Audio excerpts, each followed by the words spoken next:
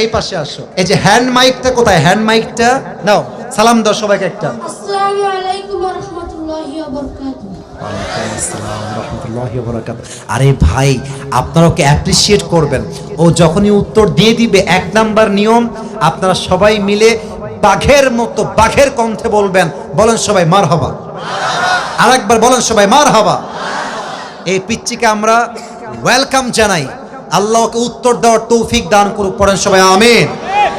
ওকে আমি খুব সহজভাবে প্রশ্ন করব, আশা রাখবো সে পারবে। বলো তো, আমার নবীর গায়ের চামড়ার রং কেমন ছিল? পারবে? সাদা সুন্দর না লাবণ্যময় সুন্দর? বলো সবাইকে। লাবণ্যময় সুন্দর। এবার বলো, আমার নবী কি দেখতে লম্বা ছিলেন, গুঠু ছিলেন, না মাঝারি গঠনের ছিলেন? মাঝারি গঠনের। আল্লাহ বলেন সবাই মারহাবা। এবার বলো, আমার নবীর চেহারায় দাড়ি কি ছোট ছিল না চাপ দাড়ি ছিল? চাপদারি। আপনারা বললেন ও পারবে। ওর গায়ের শক্তি বলছে সিরাজগঞ্জের যুবকরা, বাচ্চারা, এটা বাঘের বাচ্চা এরা। এবার তুমি একটু বুঝে শুনে উত্তর দাও।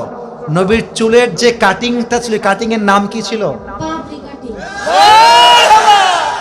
আরে বলেন সবাই মারহাবা। এবার বলো তো, নবীর হাতের তালু কেমন ছিল? নবীর হাতের তালুটা এটা কি শক্ত ছিল না মোলায়েম ছিল? মোলায়েম ছিল। ওকে অপশন দিলে যে রাইট অপশন সেটাই সে চুজ করছে। বলেন সবাই মারহাবা। 1 নাম্বার সে পাস, 1 নাম্বার সাবজেক্ট শেষ। 2 নাম্বার বলো তো, আমার নবীর সম্মান আল্লাহ বোঝাবার জন্য যখন মালাকুল মত নবীর কাছে আসলেন, নবীর রূহ কি এসেই কবজ করলেন, নবীর কাছে পারমিশন চাইলেন? পারমিশন চাই। বলেন সবাই মারহাবা।